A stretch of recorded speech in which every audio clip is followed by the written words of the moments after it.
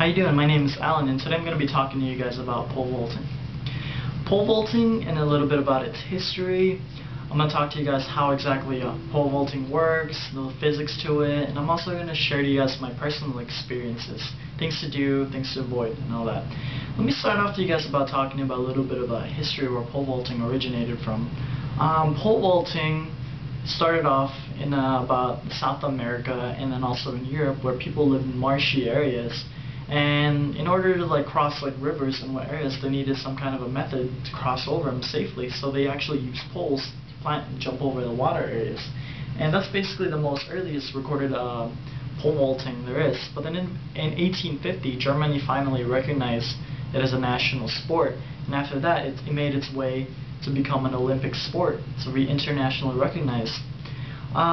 Today, I'm going to be talking to you guys about the subject of pole vaulting and how dangerous it can be with head injuries that can happen during vaulting. So I'm going to start off today by talking about the different levels that it starts off with in high school level. It's introduced in high school level, so that's where it's more prone to all the dangers that happens. Like all the injuries tend to happen with the younger kids because it's introduced them, it's new to them. And in the NCAA and also in the Olympic Games, it's also very dangerous because that's when they start reaching new heights. What exactly is pole vaulting? Pole vaulting is basically a guy running with a long stick to clear over a height. You have this runway, and you have this guy. The steps that he's going to be taking to the plant box is all measured out. He runs, and then he's running with the pole, and finally he plants the pole, and the pole actually bends and shoots upward like this, clearing the height where he's trying to go to. And on the average, a pole can be on average about 14 feet long, which is pretty long. It's somewhat heavy, but once you bend that thing, it's made out of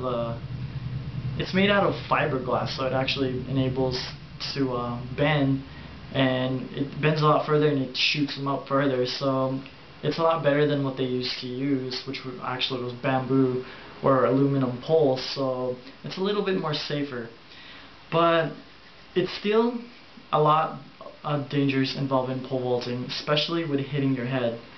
There was Kevin Dare, 19 years old, of Penn State, Jesus Quesada, 16 years old, of Clewiston, and Samoa Philly, 17 years old, of Wichita, Kansas, all had pole vaulting accidents resulting in deaths. Whether it was mispractice or maybe the pole broke, what ended up happening was all three of them hit their heads, killing them instantly during their vault. I mean, I also have my personal experiences with vaulting. One of them was I was running.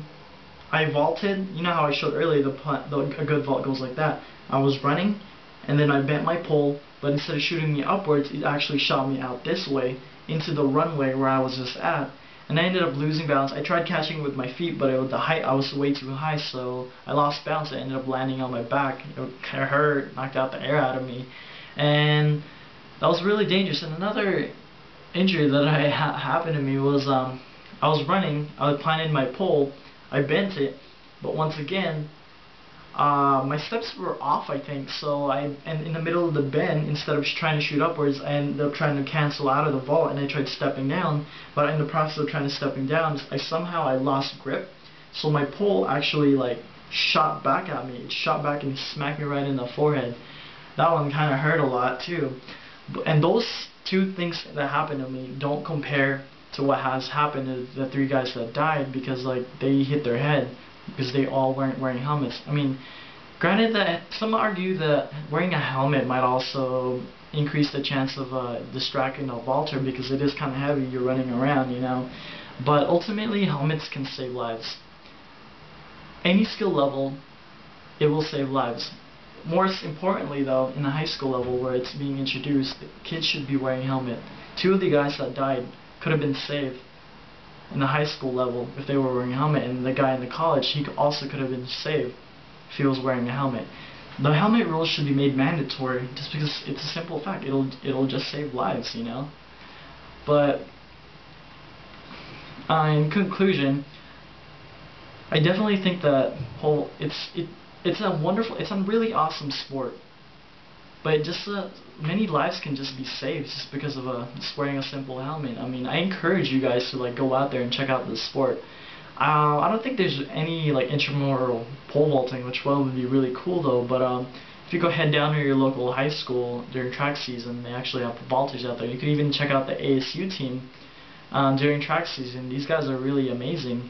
They vault, and if you're lucky enough, you might even go check out the Olympics on the television. So once again today, I talked to you guys about exactly what pole vaulting is, a little bit of the history, some of the arguments with wearing a helmet, and where you guys can go watch pole vaulting. It's a really fun sport, but it's just a very dangerous sport too. So I definitely recommend the helmet. I'm going to put emphasis on the helmet, because helmets basically, they save lives. And there's nothing more important than saving lives during any type of sports like this. So once again, you guys should check it out. You know, it's a really fun sport to watch. Maybe someday you guys might even try it. And I'm gonna end with that. Thanks a lot. Bye.